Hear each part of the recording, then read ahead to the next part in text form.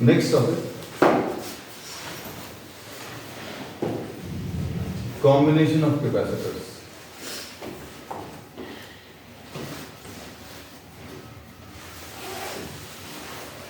Combination of capacitors में सबसे पहले अभी हम लोग लेंगे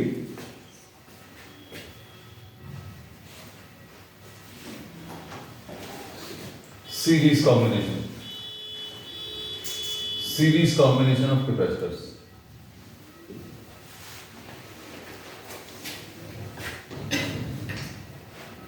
Series combination,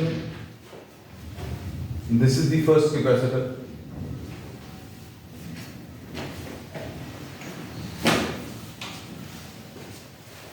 This is the second capacitor. The third capacitor. This is connected to a battery which acts as the source of charge. ये source of charge की तरह काम करेगी और ये इलेक्ट्रिकल एनर्जी सप्लाई करेगी. तो इसका negative terminal, just understand the charging process, ये इसका नेगेटिव टर्मिनल यहां पर इलेक्ट्रॉन सप्लाई करेगा. So this will acquire a minus Q charge. ये माइनस क्यू चार्ज इसकी फर्स्ट प्लेट C3 की फर्स्ट प्लेट के इलेक्ट्रॉन्स को रिपेल करेगा. ये माइनस क्यू चार्ज यहाँ के इलेक्ट्रॉन्स को रिपेल करेगा and the electrons will get repelled and move on to this plate. इसके इलेक्ट्रॉन्स रिपेल होकर इधर आ जाएंगे और इलेक्ट्रॉन्स अगर रिपेल होकर इधर आ गए तो here you will be having deficiency of electrons. और इस डेफिशिएंसी ऑफ इलेक्ट्रॉन्स को अभी हम लोग किससे प्लस क्यू से रिप्रेजेंट करते हैं. Similarly the negative charge of this C2 की जो दूसरी प्लेट है, इसका माइनस क्यू चार्ज इसके इलेक्ट्रॉन्स को रिपेल करेगा. इसके ऊपर जो नेगेटिव चार्ज आया है वो इसके इलेक्ट्रॉन्स को रिपेल करेगा और इलेक्ट्रॉन्स अगर रिपेल होंगे तो यहां पर इलेक्ट्रॉन्स की कमी आ जाएगी, deficiency of electrons. This will acquire plus Q charge और ये इलेक्ट्रॉन्स रिपेल होकर इधर तक आए, इसके ऊपर minus Q charge and similarly what will happen finally, ये माइनस क्यू चार्ज इसके इलेक्ट्रॉन्स को रिपेल करेगा and these electrons will enter into the positive terminal. Electrons अगर इधर से रिपेल हुए, this will acquire positive charge plus. तो सबसे इंपॉर्टेंट चीज सीरीज कॉम्बिनेशन में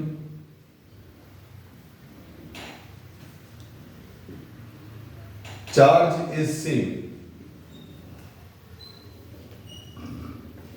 ऑन ऑल द कैपेसिटर्स. साथ में लिखते जाना सारी चीजें. Charge is same on all the capacitors.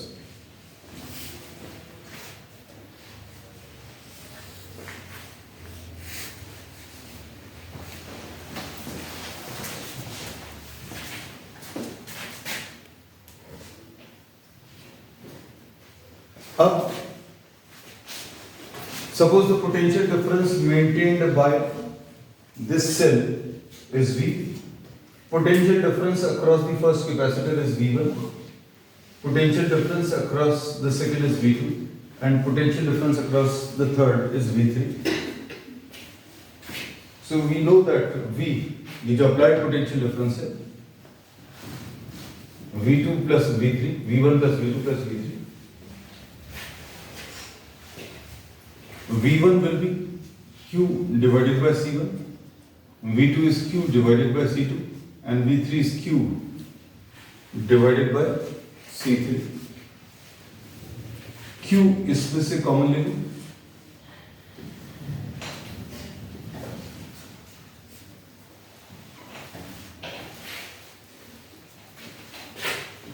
V divided by Q will be equal to 1 upon C1 plus 1 upon C2 plus 1 upon C3. ऐसा कुछ है. V upon Q को क्या लिख सकते हैं? This will be 1 upon C. So 1 upon C will be 1 upon C1 plus 1 upon C2 plus 1 upon C3.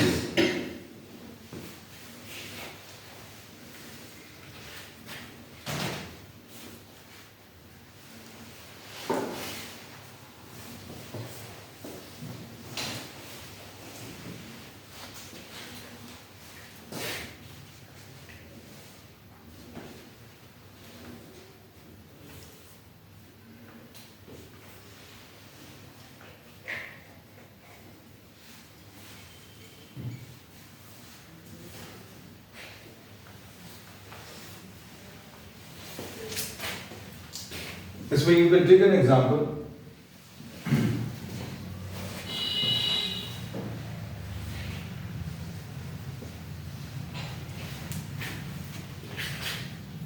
C1 की value 2 microfarad, C2 की वैल्यू 4 माइक्रोफैराड।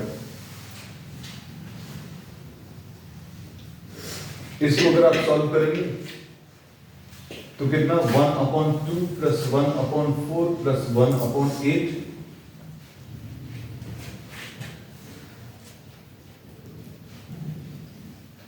C की वैल्यू 8/7। इक्विवेलेंट कैपेसिटेंस जो आया है,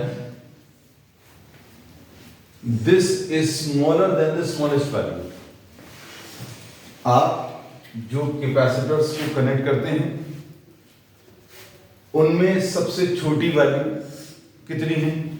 2 माइक्रोफैराड। इससे भी छोटा इसका आंसर आया 1 पॉइंट कुछ वैल्यू आई 1.1 माइक्रोफैराड। तो अब अगली चीज जो अभी हम लोग यहां पर लिख सकते हैं क्या कि equivalent capacitance is smaller than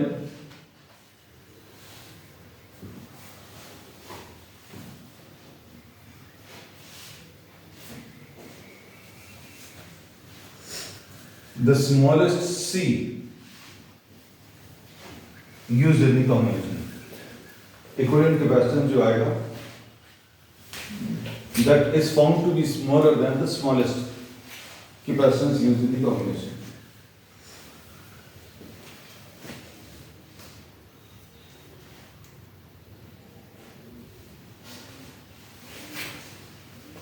दो कैपेसिटर्स के लिए फॉर्मूले जैसा इसको इसी फॉर्म में याद रखना है, इसको सॉल्व करके।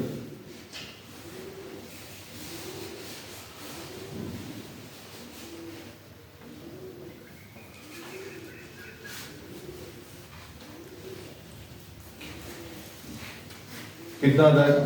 C will be equal to C1 C2 upon C1 plus C2।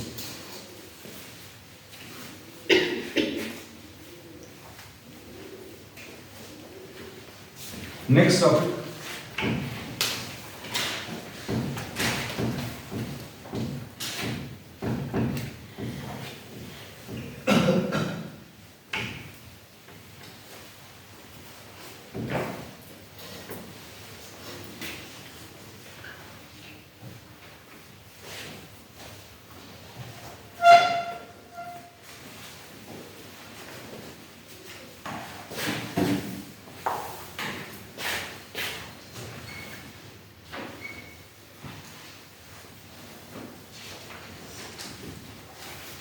Parallel combination.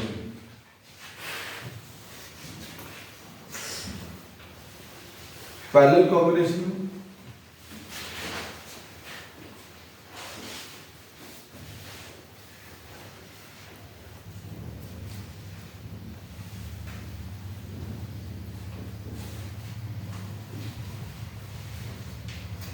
तीनों कैपेसिटर्स की एक एक प्लेट को, the left plate of all the capacitors is connected to one point and the remaining plates are connected to another point, and now these points A and B are connected to the terminals of a battery which will be supplying the charges. The charging process will be similar. इसको अभी हम लोग इस specific example को, इस particular combination को अभी हम लोग ऐसा ले सकते हैं। कैसा? Suppose if you are having 3 different containers, 3 tanks हैं आसपास रखे हुए हैं और इनको अगर अभी हम लोगों ने कनेक्ट कर दिया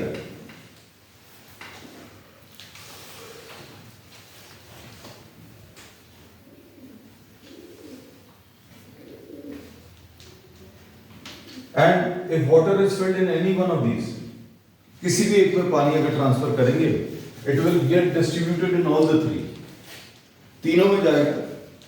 लेकिन तीनों में जाते समय तीनों को फिल करते समय क्या चीज सेम रहेगी? Level will be same. और ये जैसा पहले भी हम लोगों ने बोला था पिछली क्लास में, the level can be compare to what? The potential difference. इसको ऐसा भी समझ सकते हैं, इधर इस एग्जांपल से नहीं भी लेना, this is a very good example to understand the concept of potential. A और बी पॉइंट, सपोज C1 का पोटेंशियल डिफरेंस बताना है, तो C1 is connected two point A, C1 की ये वाली प्लेट, C1 की लेफ्ट वाली प्लेट ए से कनेक्टेड है, C1 की राइट वाली प्लेट बी से कनेक्टेड है। तो C1 का potential difference will be equal to potential difference between points A and B. A और बी सेल से कनेक्टेड है, so we can write down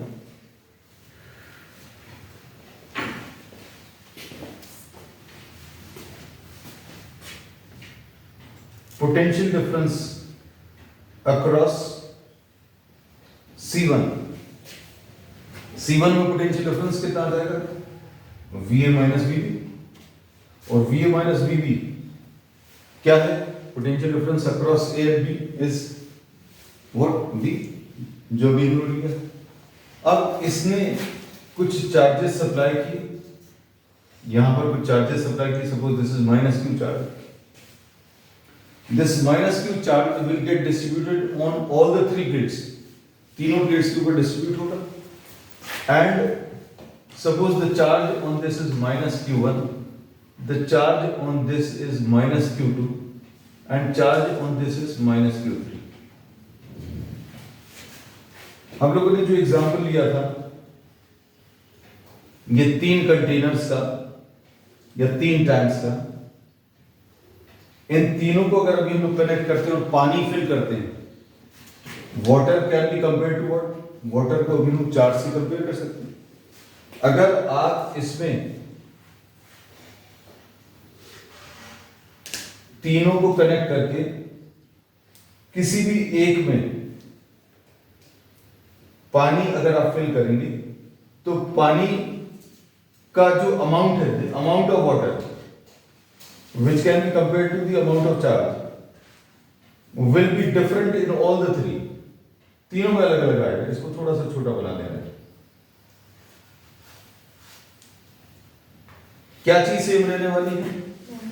level will be same, level same रहेगा। क्या पानी का amount, the amount of water is same, amount of water is not same. Amount of water ज्यादा कहां पर आएगा? which is having the amount of water will be larger in the case where the size of the tank is larger. बड़े वाले tank में ज्यादा पानी आना है। अब यहां पर अभी हम लोग इसको कैसे कंपेयर कर सकते हैं? जैसे suppose this is a 1500 liters tank and suppose this is a 1000 liters tank and this is the 500 liters tank. आपने किसी एक में पानी फिल किया, तीनों में जाएगा, तीनों में क्या चीज लेवल सेम रहेगा, लेकिन अमाउंट ऑफ वाटर सबसे ज्यादा किसमें आएगा? उस टैंक में जिसकी कैपेसिटी ज्यादा है। So same thing will happen here. तो अब हम लोग इसमें क्या बोलते हैं कि the amount of charge will not be the same in all the three. जिसकी कैपेसिटी ज्यादा है, जिसका कैपेसिटेंस ज्यादा है, उसमें ज्यादा अमाउंट ऑफ चार्ज होगा। So we say that potential difference is same across all the three. तीनों में पोटेंशियल सेम रहेगा, लेकिन amount of charge will be different. अब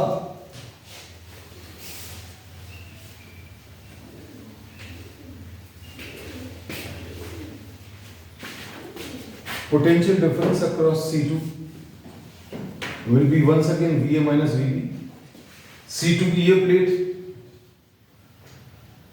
A से कनेक्टेड है, C2 की ये वाली प्लेट B से कनेक्टेड है, और VA minus VB इसके V के बराबर। तो इसमें अभी हम लोगों ने बोला था कि नेगेटिव टर्मिनल जो है माइनस Q चार्ज सप्लाई करेगा, जो तीनों में डिस्ट्रीब्यूट होगा। ये नेगेटिव Q1 इसके इलेक्ट्रॉन्स को रिपेल करेगा, तो इसके ऊपर पॉजिटिव चार्ज आ जाएगा। And similar process will take place in all the three. और ये जो इलेक्ट्रॉन्स हैं ये रिपेल होकर these will enter into the positive terminal. अब potential difference across C3 will once again be,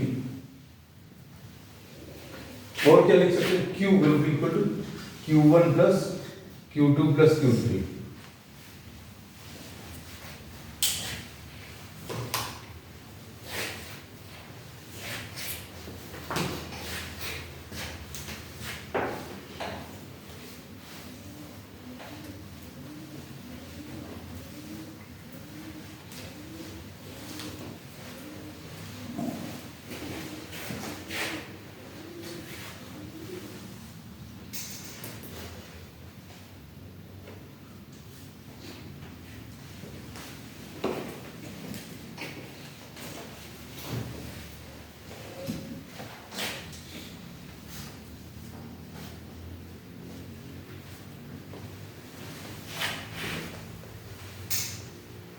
अब Q1 को क्या लिखेंगे, C1 भी,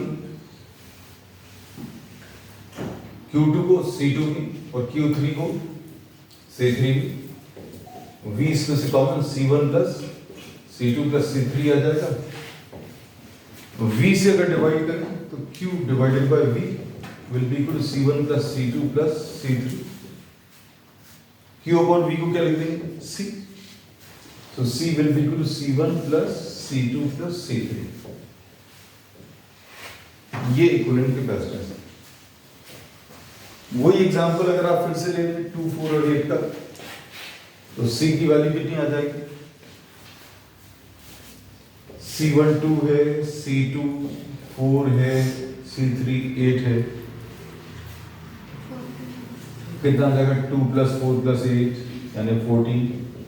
The answer is larger than the largest value. 3 जो आपने करेक्ट किया उनमें सबसे बड़ी वैल्यू कौन सी है, 8. आंसर उससे भी बड़ा है. तो क्या कह सकते हैं, फॉर पैरेलल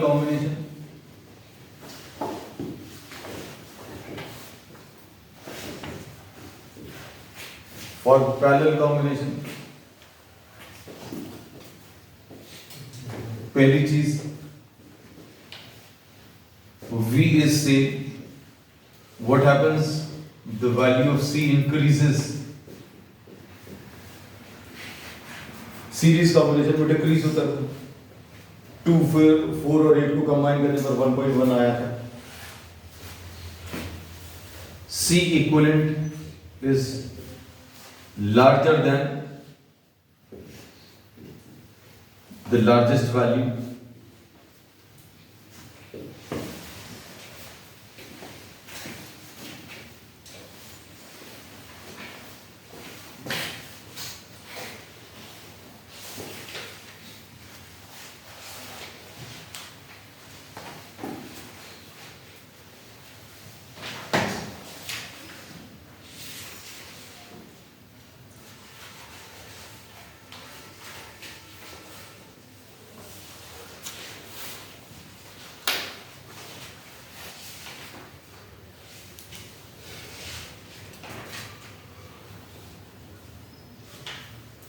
हो गया.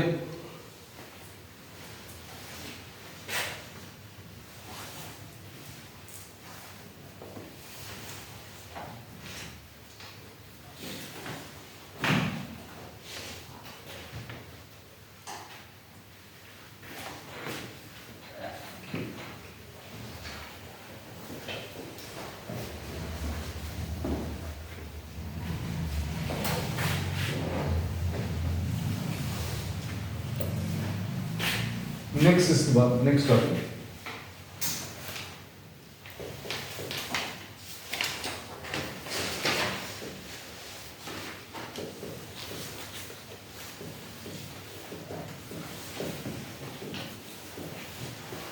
Energy stored in a capacitor.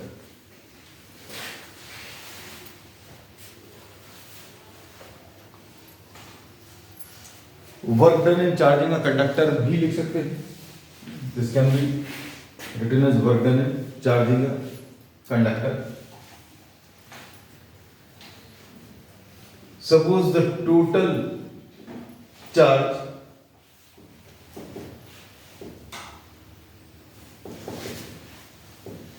is capital Q.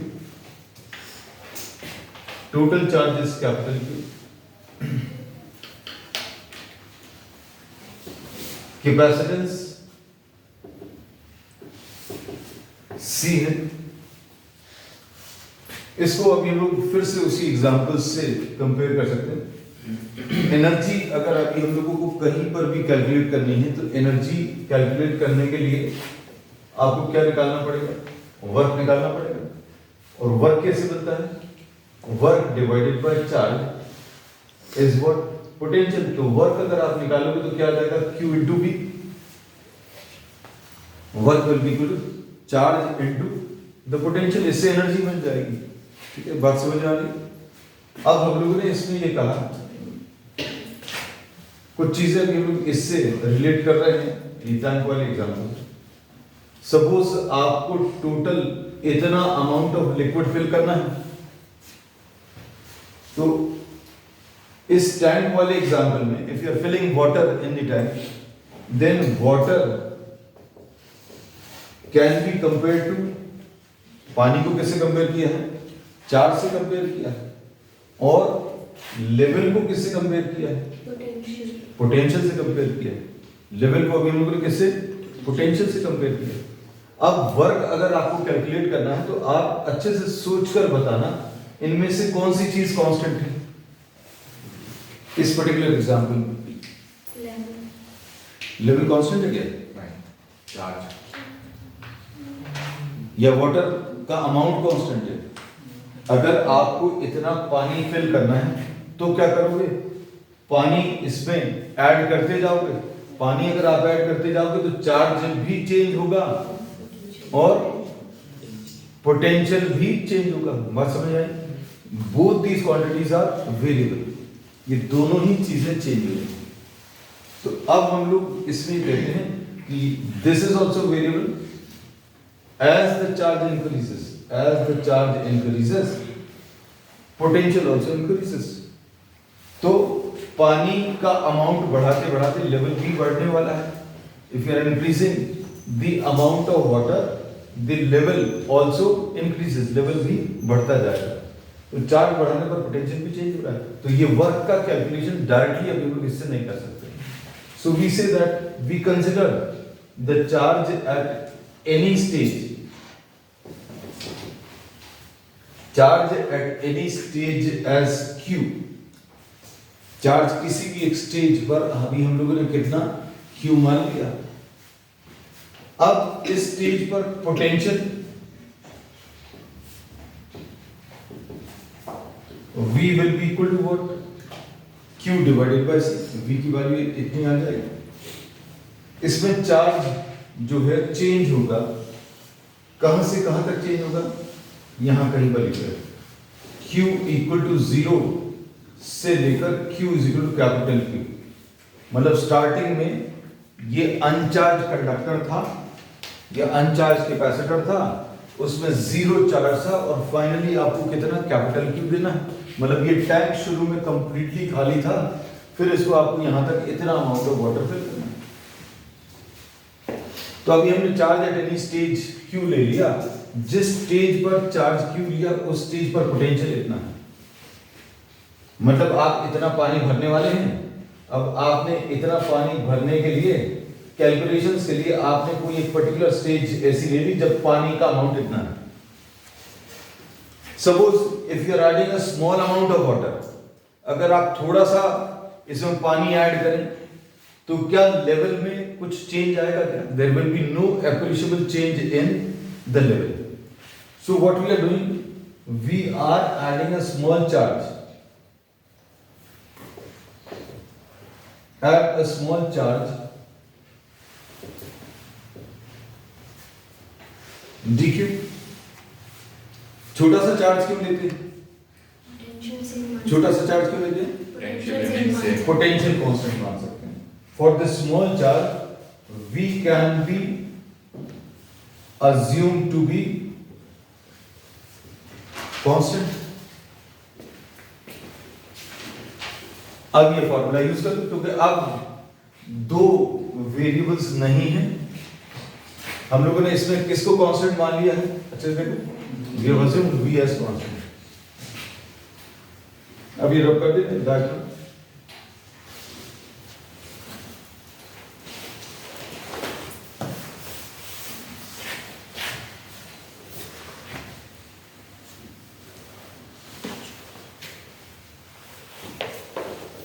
the amount of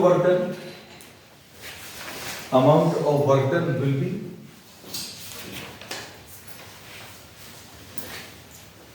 V into dq. V की वैल्यू कितनी है? Q divided bye C into dq. Total work done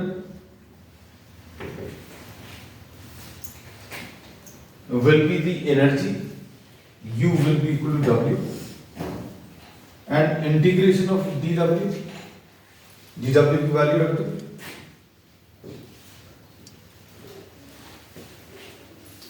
इसमें Q की वैल्यू कहां से कहां तक चेंज हो रही है? 0 से लेकर कैपिटल Q तक.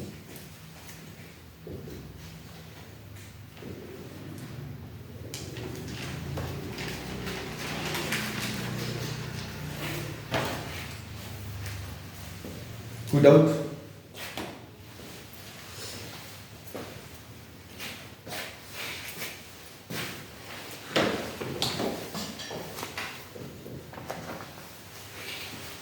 अब इसमें ये Q to the power 1 + 1 upon 1 + 1 कहां से कहां तक? 0 से कैपिटल Q 1 अपॉन C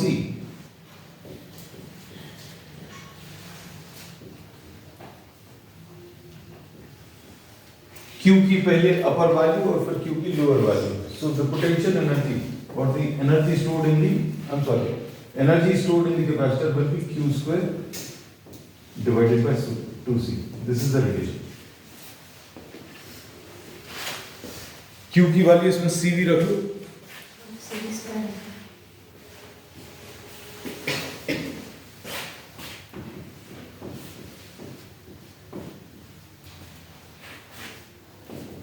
कितना जाएगा? Half of CV square.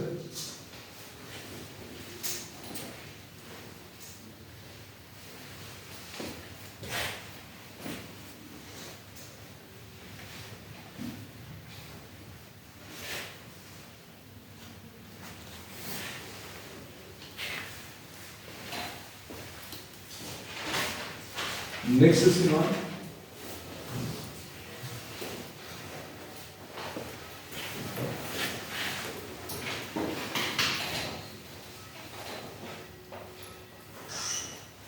U will be equal to half of CV square जो लिखा हुआ है इसमें CV into V लिख लिया. CV को अभी हम लोग क्या लिख सकते हैं?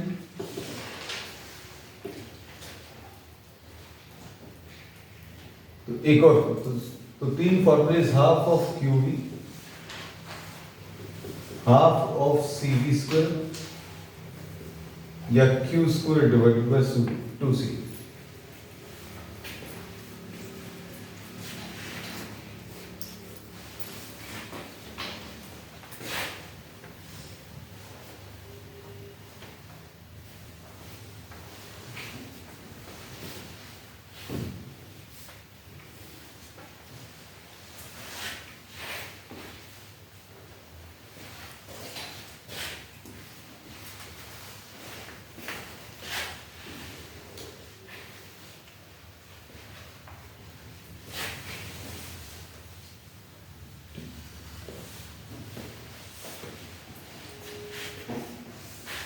अब U is half of CV square. इसको epsilon 0 A/D for a parallel plate capacitor ऐसा लिख सकते हैं. V को क्या E into D लिख सकते हैं. तो इसमें क्या चीज कैंसिल हो जाएगी? Half epsilon 0 A/D into E.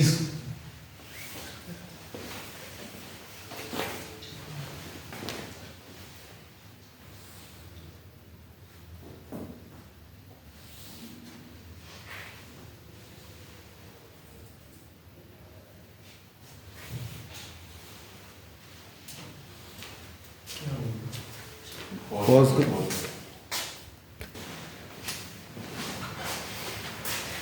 इसमें टर्म्स जो ये d इसमें कैंसिल होगा,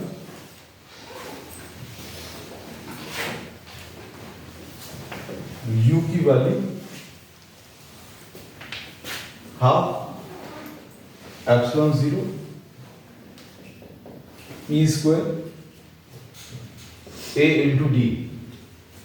A is the area of the plates and d is the separation. So this will be actually the volume. So half epsilon 0 e square into volume. And the energy density represented by small u is the energy stored per unit volume.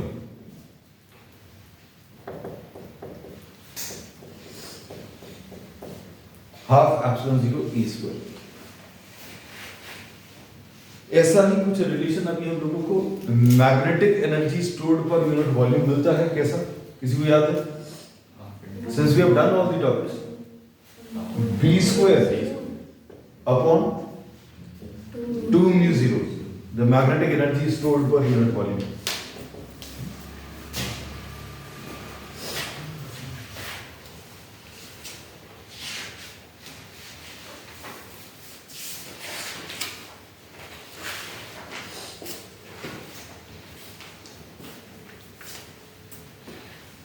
हो गए?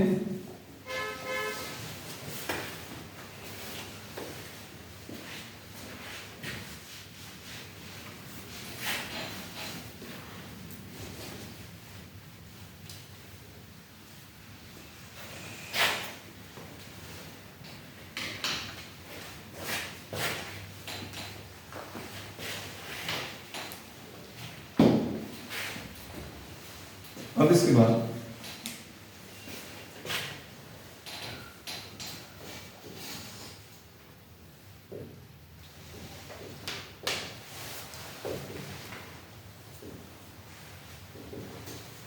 अब कुछ कुछ topics अभी हम लोग ऐसे लेंगे जो डायरेक्टली तो कवर नहीं है बट इनडायरेक्टली इस पर बेस्ड आपको क्वेश्चंस मिलते हैं।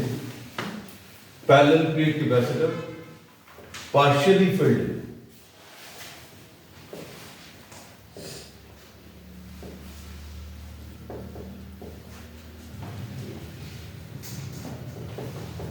partially filled with a dielectric.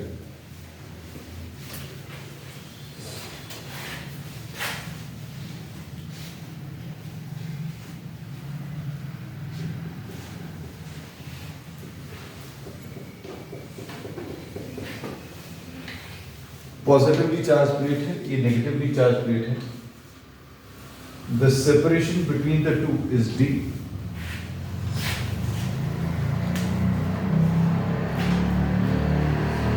And partially this is filled with a dielectric, but the entire space is not filled. Only T thickness is included.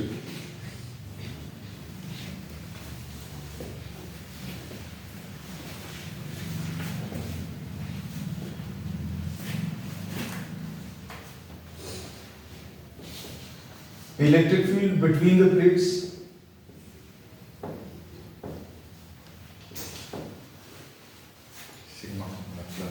E की value बोलो sigma upon epsilon 0 sigma upon epsilon 0। ये किसके लिए है? This is for air and if a medium is filled dielectric space तो कितना आ जाएगा? k sigma upon epsilon sigma upon के आसपास आवाज सिग्मा अपॉन के सिग्मा नहीं sigma upon K epsilon 0। Potential difference V निकालते हैं। हम लोग ने ये प्रोसेस यही कहा है कि आप पोटेंशियल डिफरेंस निकालो तो V कितना आ जाएगा? V in air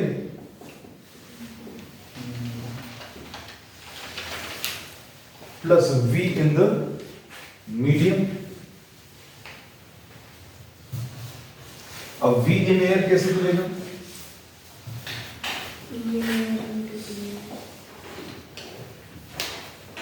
V is equal to E air,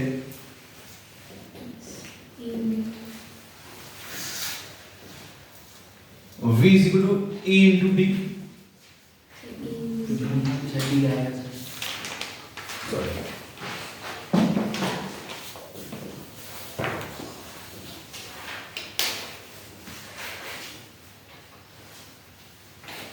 E in है एयर में कितनी थिकनेस है देखो जरा D minus air D. D minus D यहां पर sigma upon K epsilon 0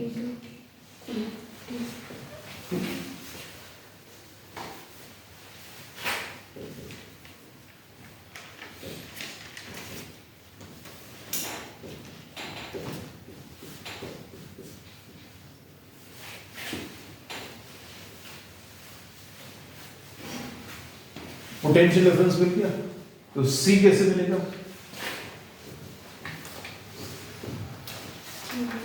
Q divided by V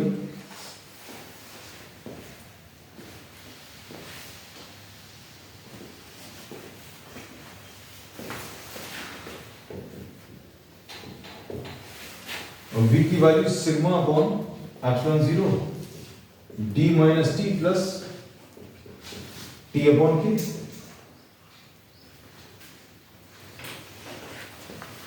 Q को क्या लिख सकते हैं अभी हम लोग सिग्मा इंटू ए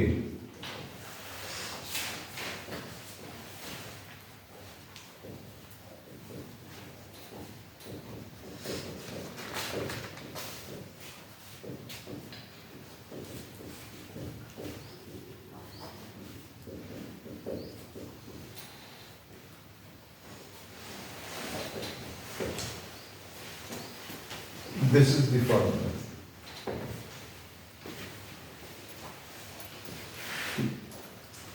अब इसमें t is equal to 0 t is equal to 0 का ले लें Epsilon 0 A by D.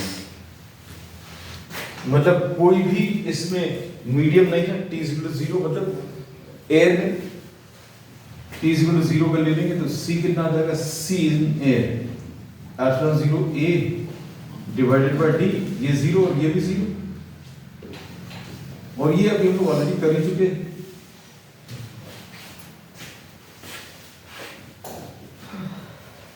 t equal to d ले लें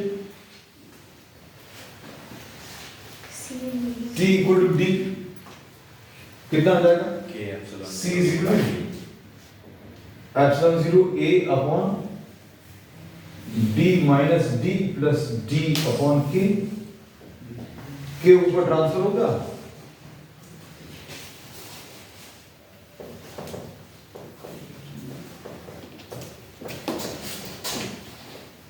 this is for the medium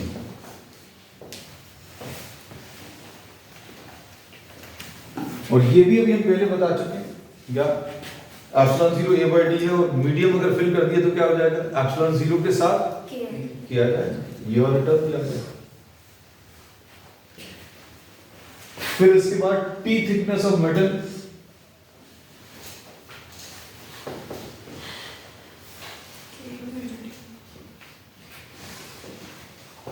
conductor और मेटल K k की वैल्यू इन्फिनिटी ले लो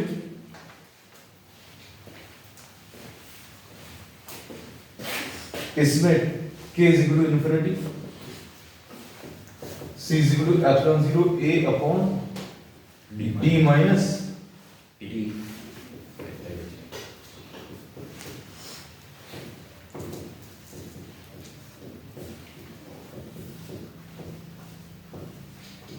yes sir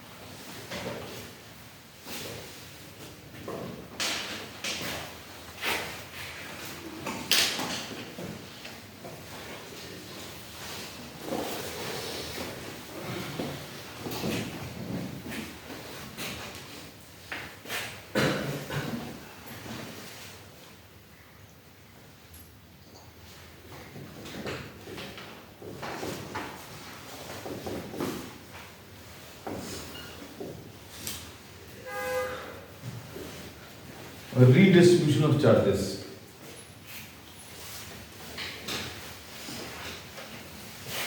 इसमें बहुत सारी छोटी छोटी चीजें बताएंगे, उन पर बेस्ड क्वेश्चंस आपको मिले हैं पहले भी। इसको हम लोग फिर से उसी टैंक वाले एग्जांपल्स से स्टार्ट करते हैं।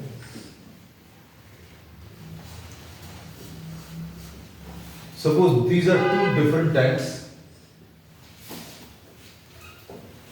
ये दो डिफरेंट टैंक्स हैं, इनकी कैपेसिटीज अलग अलग हैं।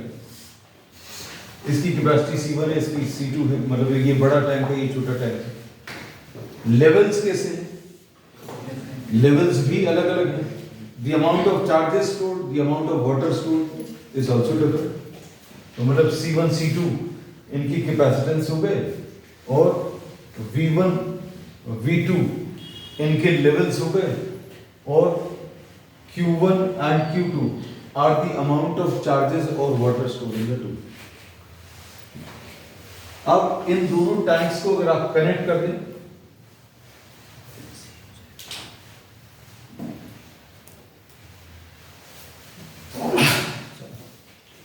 इन दोनों चार्जेस को अगर आपने कनेक्ट कर दिया, दोनों कंडक्टर्स को या दोनों टैंक्स को अगर आपने कनेक्ट कर दिया, so this situation will change. Flow of water will take place from higher level to lower level. Flow होगा हायर लेवल से लोअर लेवल, और इसका लेवल डिक्रीज हो जाएगा, इसका इंक्रीज हो जाएगा, और ये फ्लो कब बंद हो जाएगा? Finally when the level becomes same.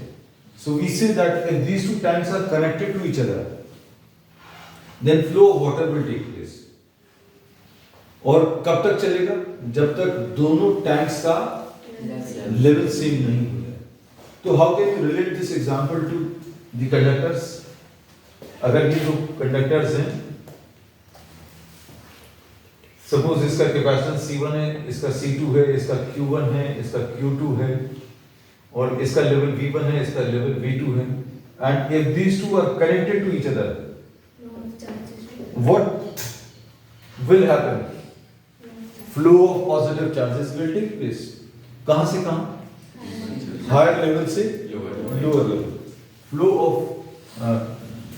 charges will take place from higher potential to lower potential. और कब तक चलेगा? जब तक दोनों का पोटेंशियल सेम नहीं हो जाए। इसके ऊपर चार्जेस मतलब पानी भी चेंज हो जाएगा, Q1 डैश और Q2 डैश। लेकिन एक चीज इन दोनों एग्जांपल्स में समझ लेना अच्छे से, what will remain the same in the two examples? Total amount of liquid will remain same. सिर्फ पानी यहां से वहां हो रहा है, लेकिन जितना पानी टोटल यहां पर था, कनेक्ट करने के बाद भी टोटल पानी जो है सेम रहेगा। वहां पर कैसे रिलेट करेंगे? Total amount of charge will remain, मतलब क्या बोलेंगे? Q1 plus Q2 will be equal to Q1 dash plus Q2 dash। ठीक है? तो ये सबसे बेसिक चीज है जो अभी हम लोग यूज करेंगे, and this is simply based on conservation of charge. Charge जो है, total amount of charge will remain the same. अब Q1 कितना लिख सकते हैं? देखो यहां पर बता सकते हैं, ये C1 V1 आएगा, ये C2 V2 आएगा। यहां पर Q1 डैश कितना आएगा बताओ इस वाले एग्जांपल में? C1 V और C2, और इसको सॉल्व करने पर Q1 है C1 V1 plus C2 V2 is equal to C1 V plus C2 V। तो V की value C1 V1 plus C2 V2 upon C1 plus C2। This is the common potential attained by the two conductors. ये common potential आ जाएगा।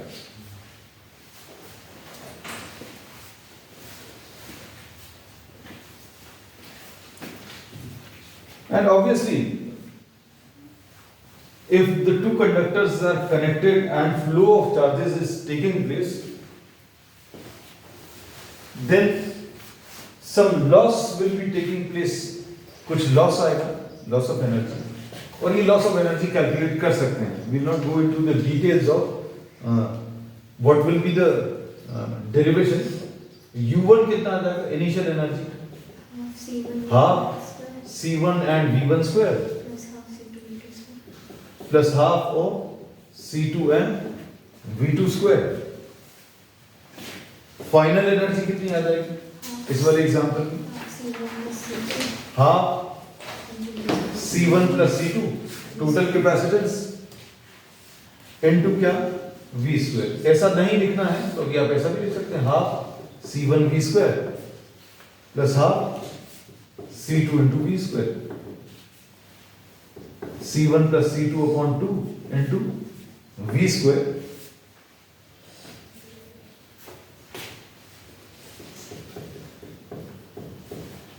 V square की value C1 V1 plus C2 V2 upon C1 plus C2 का C1 V1 plus C2 V2 का whole square. एक C1 plus C2 cancel होगा, 2 times C1 plus C2. और दोनों को अगर आप माइनस कर दें तो लॉस ऑफ एनर्जी मिलेगी. C1 C2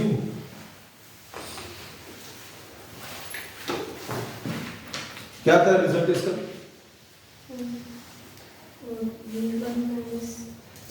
V1 minus V2 का whole square upon 2 times C1 plus C2.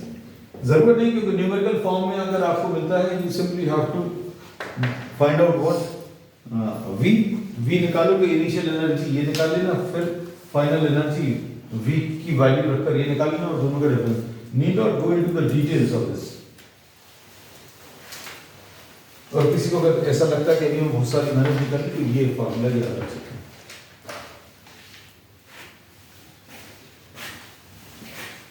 And charges after redistribution का जो रेशियो है Q1 dash upon Q2 dash, ये C1V upon C2V. Q1 dash की वैल्यू कितनी है? इन दोनों का ratio Q1 dash upon Q2 dash will be equal to C1V upon C2V, यानी C1 अपॉन C2 आ जाएगा.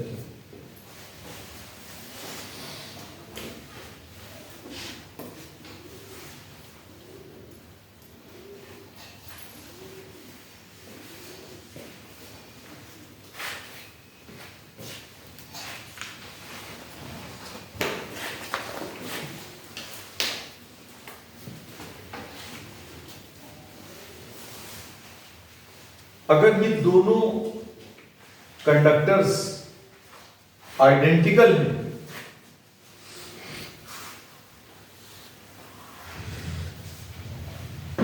और इनको अगर आपने टच करा दिया तो C1 और C2 तो इक्वल हो गए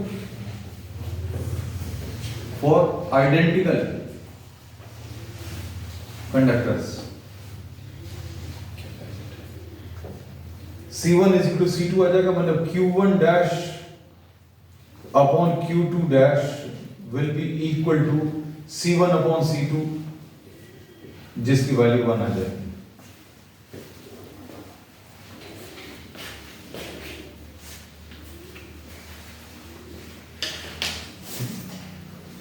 और एक रिलेशन अभी हम लोगों को आज के टॉपिक में लिया कि Q1 plus Q2 is equal to Q1 dash plus Q2 dash.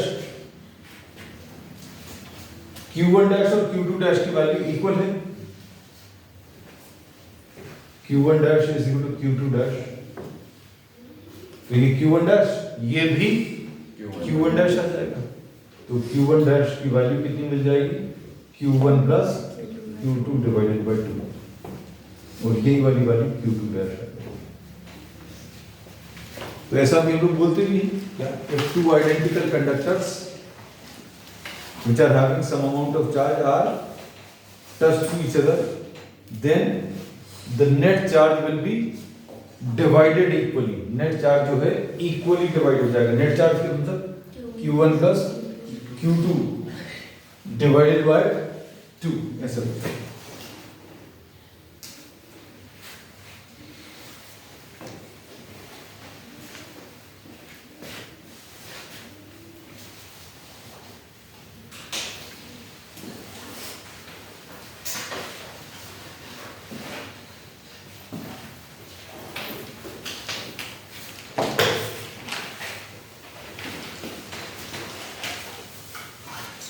Next इसके बाद यही रीडिस्ट्रीब्यूशन ऑफ चार्जेस से ही रिलेटेड है relationship between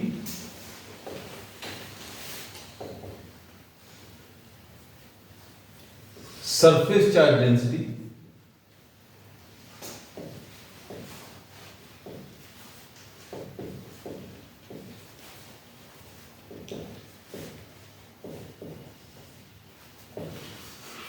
radius of curvature.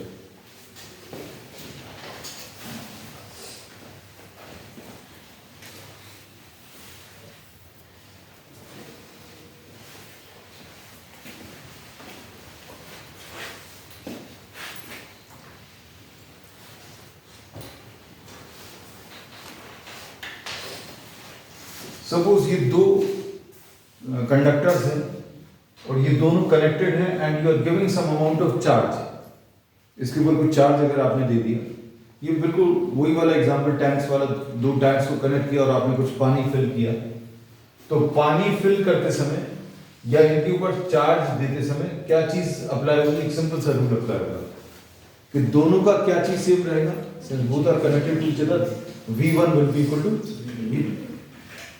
Suppose इसका रेडियस r1 है और इसका रेडियस r2 है, some charge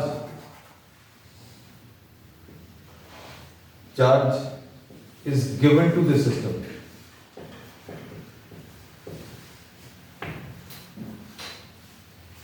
and charge on the first is q1 and charge on the second is what?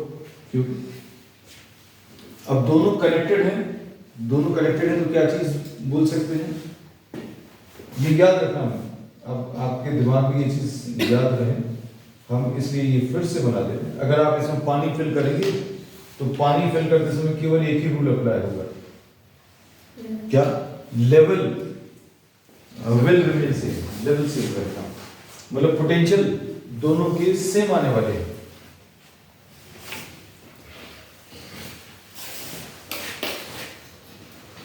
V1 कितना आ जाएगा? Q1 upon 4 pi epsilon 0 R1 will be equal to Q2 upon 4 pi epsilon 0 R2। हम इसमें सिर्फ epsilon 0 पर cancel कर रहे हैं, कैंसिल सब कुछ हो रहा है, और Q1 upon 4 pi R1 square into R1। What have we done in this step? Numerator and denominator we have multiplied by R1। यहाँ पर इसी टाइप पर Q2 into R2 अपॉन 4 पाई R2 square। अब ये चीज एक्चुअल में क्या है? Charge upon area of the first, तो ये charge upon area for the second. तो this is sigma 1 into R1 is equal to sigma 2 into R2। तो इससे ये पता चलता है कि sigma into R is constant और surface charge density is inversely proportional to radius of curvature।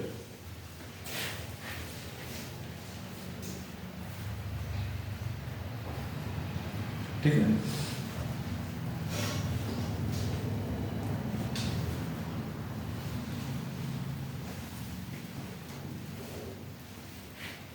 Inversely proportional का मतलब क्या है कि रेडियस जहां पर कम होगा वहां पर सरफेस चार्ज डेंसिटी ज्यादा होगी। So this concept can be applied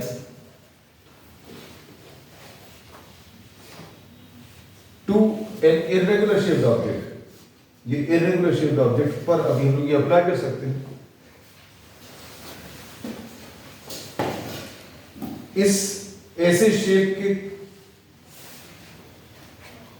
conductor को अगर आपने कुछ चार्जेस दिए तो क्या होगा? कहां की रेडियस ऑफ कर्वेचर ज्यादा है? एक ही ज्यादा है। यहां पर this can be considered to be a part of large sphere, this can be considered to be a part of a small sphere. यहां की रेडियस ज्यादा है, यहां की रेडियस कम है, So radius of A is greater than the radius for B. तो surface charge density क्या बोल सकते हैं? Surface charge density for B will be greater than surface charge density for A.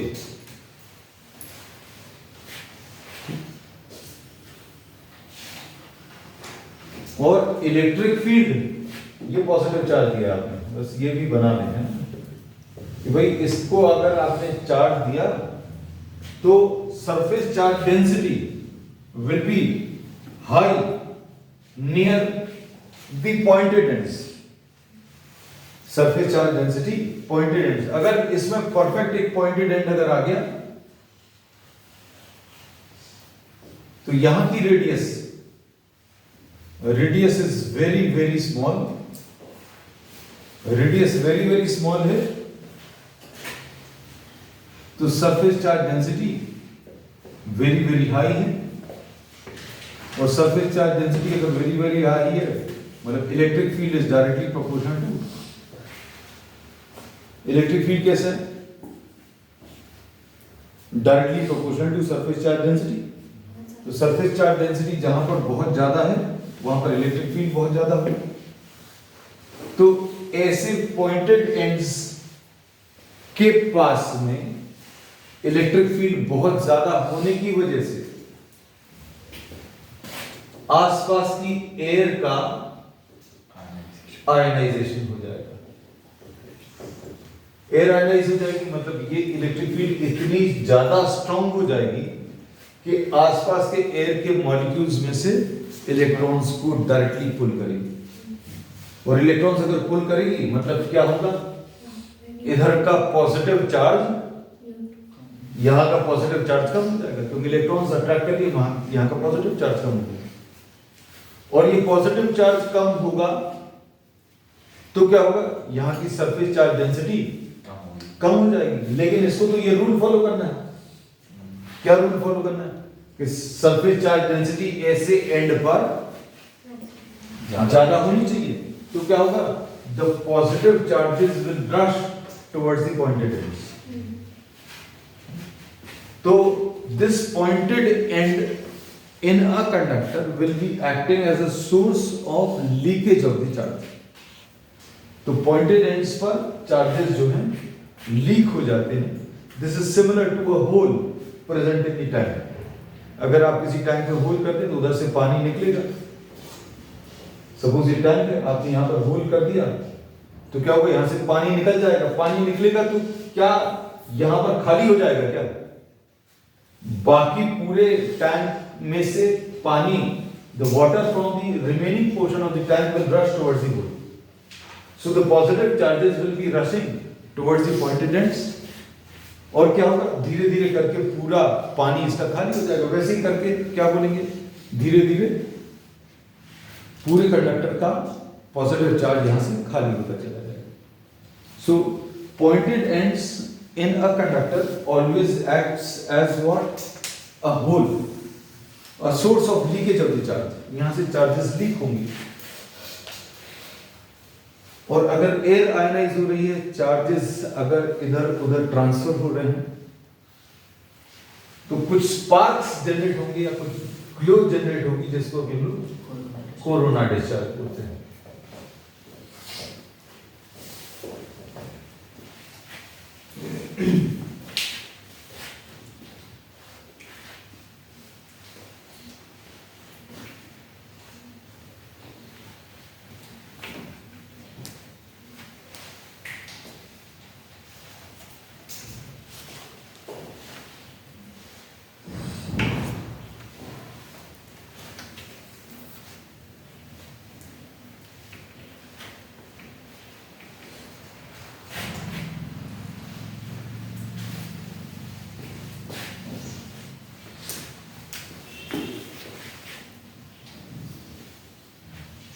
Next is the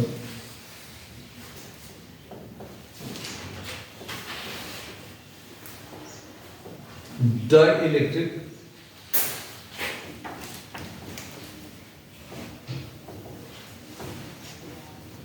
placed between the plates of the capacitor. इस पर based बहुत सारे problems आते हैं. This is a very important topic.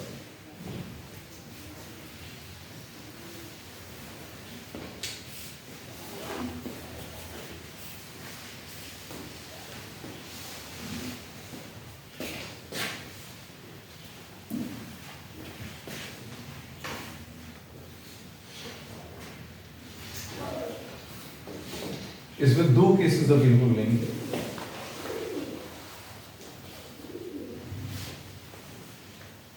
Battery remains connected. अभी आप PYQs उठाकर देखें, इसमें बहुत सारे प्रॉब्लम्स आपको इस टॉपिक पर मिलेंगे.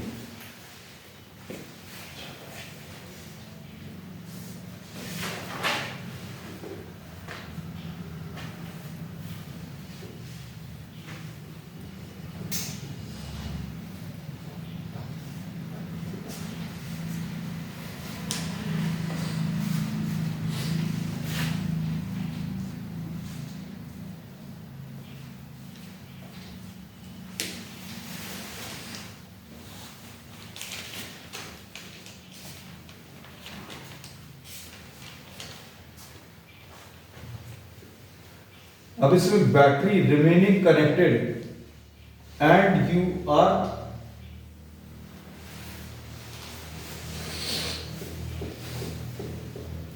Trying to introduce a dielectric.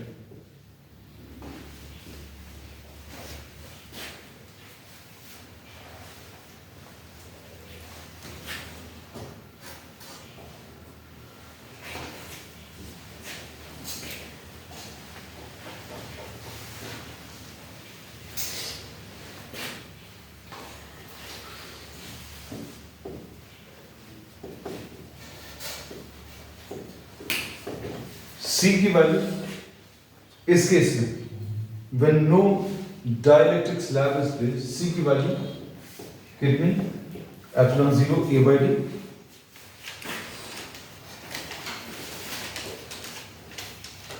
इधर पर बताओ C dash जब डाइलेक्ट्रिक स्लैब इंट्रोड्यूस कर दिया है K epsilon 0 A by D. ये समझा हम लोग बोलते हैं कि अगर आपने डाइलेक्ट्रिक स्लैब इंट्रोड्यूस किया तो capacitance increases to K times. ये अभी हम लोग इधर लिख देगा C dash is equal to K times C. Capacitance increase हो गया. इसका काम क्या है बैटरी का या सेल का? इट मेंटेन्स दो चीजें, पोटेंशियल डिफरेंस, एक कांस्टेंट पोटेंशियल डिफरेंस मेंटेन करना, दूसरा source of charge. This will be supplying some charges. तो पोटेंशियल डिफरेंस अगर अभी हम लोग बोले तो पोटेंशियल डिफरेंस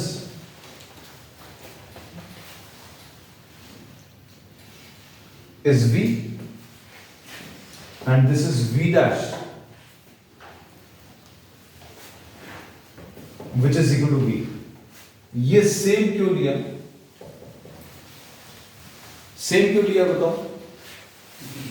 हेडिंग को देखो, बैटरी रिमेन्स कनेक्टेड. तो बैटरी का काम क्या है? It will maintain a constant potential difference.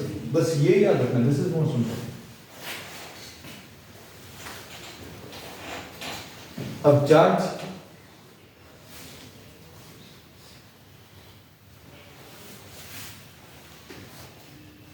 Q की वैल्यू C इंटू V आ जाएगा. यहां पर चार्ज बोलो Q dash will be equal to C dash into V dash. C dash को क्या लिख लोगे? K into C. V dash को क्या लिख दिया? V. अब CV की जगह क्या लिख लोगे? CV की जगह Q लिख लोगे. तो Q dash will be equal to K times Q.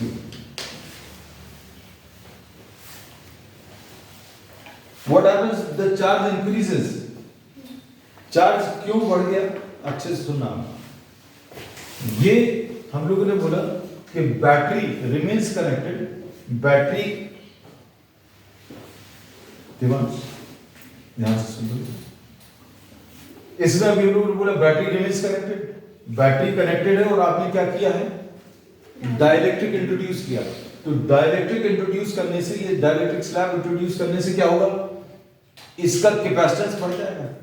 Capacitance बढ़ने की वजह से क्या होगा, it can hold more amount of charge, ज्यादा चार्ज अब ये स्टोर कर सकता है। और चार्ज का सोर्स लगा हुआ है, चार्ज का सोर्स लगा हुआ है, चार्ज का सोर्स क्या है, सेल। इसकी कैपेसिटी बढ़ गई, कैपेसिटी क्यों बढ़ी, कैपेसिटी क्यों बढ़ गई, क्योंकि डाइलेक्ट्रिक स्लैब इंट्रोड्यूस किया। और capacity to store the charges अगर इंक्रीज हो गया और बैटरी कनेक्टेड है तो क्या होगा, ये अब ज्यादा अमाउंट ऑफ चार्ज स्टोर कर सकता है, ज्यादा अमाउंट ऑफ चार्ज स्टोर कर सकता है, और सोर्स ऑफ चार्ज अभी भी कनेक्टेड है, तो ये क्या करेगा, ये चार्जेस और सप्लाई कर देगा। So charge increases, this is important.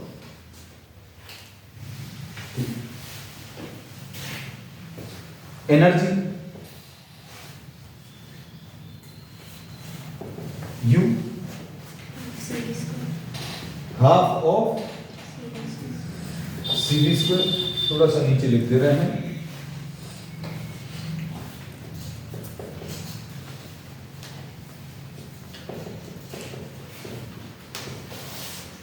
Half CV square U dash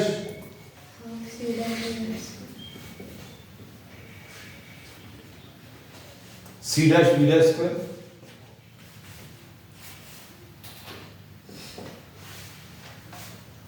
half KC into V square.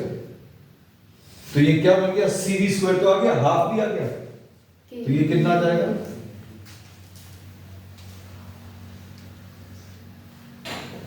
K into half CV square, और हाफ CV स्क्वायर को अभी हम लोग U लेते रहे, तो U dash will be equal to K times U। Energy क्या हो, इंक्रीज, इंक्रीज। या दूसरा भी है, सिग्मा उससे भी कर सकते हैं, किससे, एप्सिलॉन 0 हाँ दे सकते, कई तरीके हैं, इसमें कोई डाउट नहीं है। तो what happens to the energy, energy increase. Energy क्यों इंक्रीज हो रही है, क्योंकि सोर्स ऑफ एनर्जी अभी भी कनेक्टेड है। सोर्स ऑफ एनर्जी क्या है, सेल, सेल लगा हुआ है। इलेक्ट्रिक फील्ड,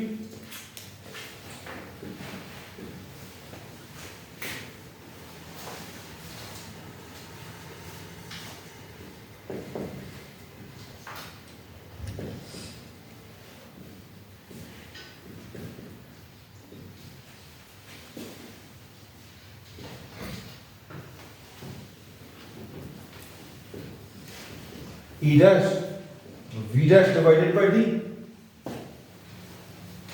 V dash कितना है,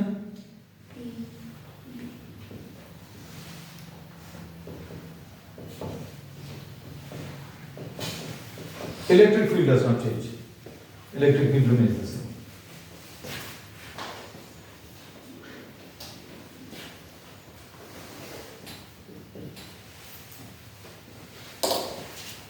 नेक्स्ट टॉपिक इसमें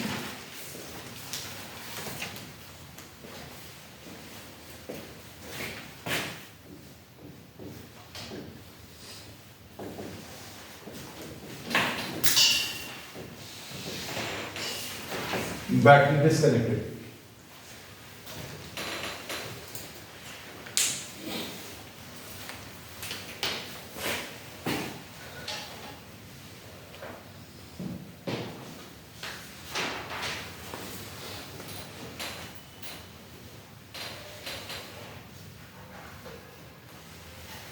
अब इसमें क्या किया, इस कैपेसिटर को चार्ज किया,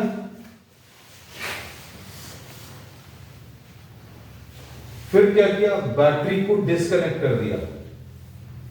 now no battery is connected,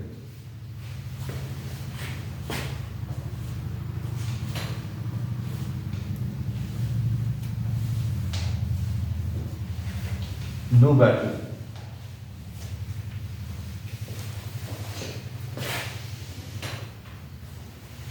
battery बना ली।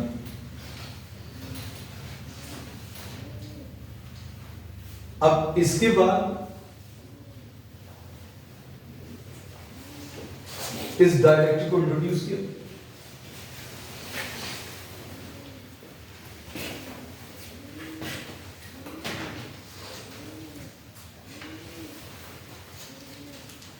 Capacitance, is this part visible? Yes, sir. Capacitance C is equal to epsilon 0 A by D, C dash K epsilon 0.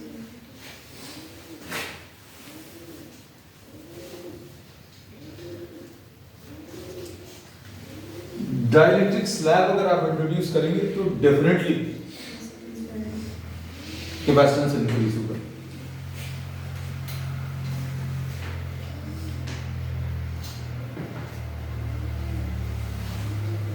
C dash will be equal to K times C.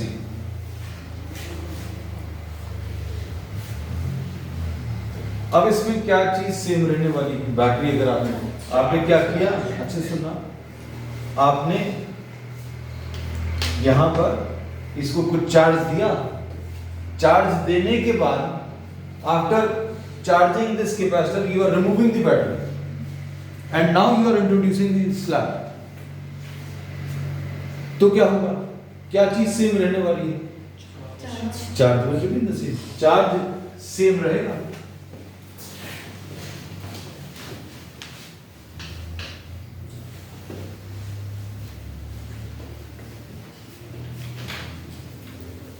Conceptually ये चीज clear है। अगर आपने battery को disconnect कर दिया तो charge same रहेगा, और अगर बैटरी कनेक्टेड रही तो इंक्रीज हो जाए। What will remain same? Potential. लेकिन दोनों ही केसेस में कॉमन क्या है? Capacitance will increase.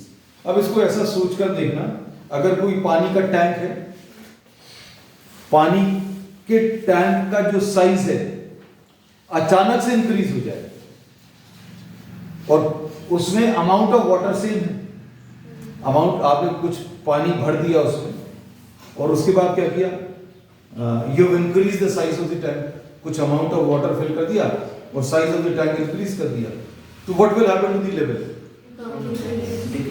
Level decrease हो जाएगा ऑब्वियसली। आपने कुछ अमाउंट ऑफ पानी भरा और पानी भरने के बाद फिर size of the tank increase कर दिया, मतलब कैपेसिटेंस इंक्रीज कर दिया, what will happen? The level will fall definitely, level इसका डिक्रीज हो जाएगा। और मान लो ये बात, ये एग्जांपल रिलेट नहीं हो रहा है तो अभी कैलकुलेट करके देख सकते हैं। Potential difference V is equal to Q divided by C,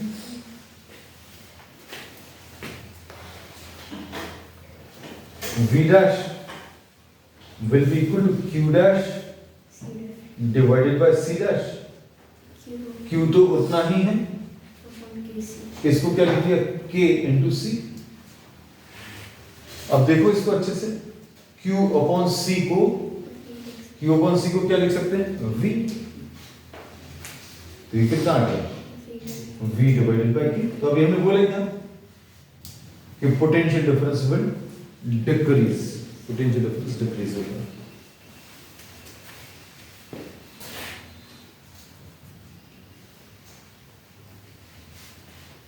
energy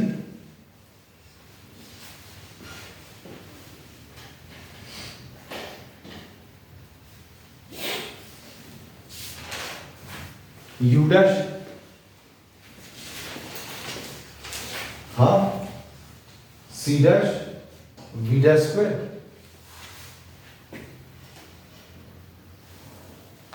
क्या लिखेंगे बताओ?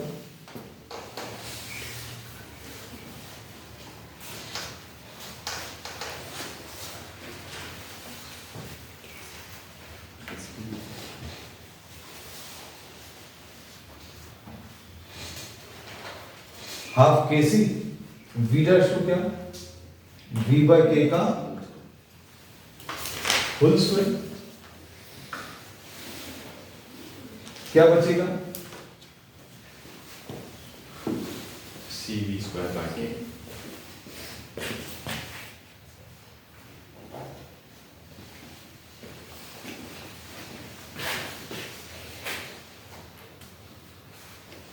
1 by k, a k cancel होगा, half cv square. So u dash will be equal to u by k. Energy decreases.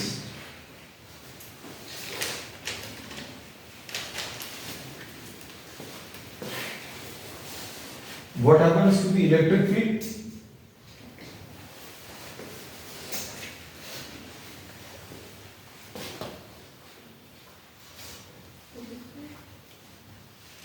V divided by D.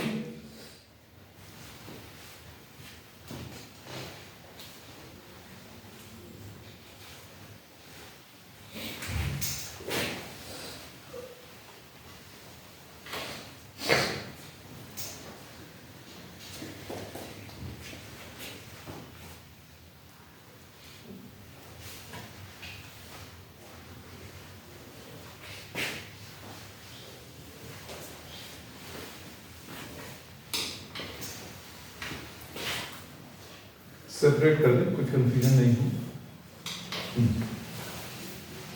यहां पर E dash कितना आ जाएगा? V dash divided by D। V dash को क्या लिख दिया? V by E. और ये क्या चीज है?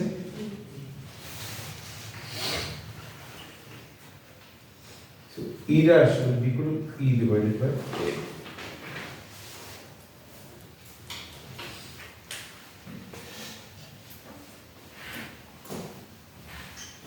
अब इसमें बहुत सारे प्रॉब्लम्स बनते हैं, हमने सारे कॉन्सेप्ट जो भी पॉसिबिलिटीज हैं वो सारे इसमें डिस्कस करते हैं।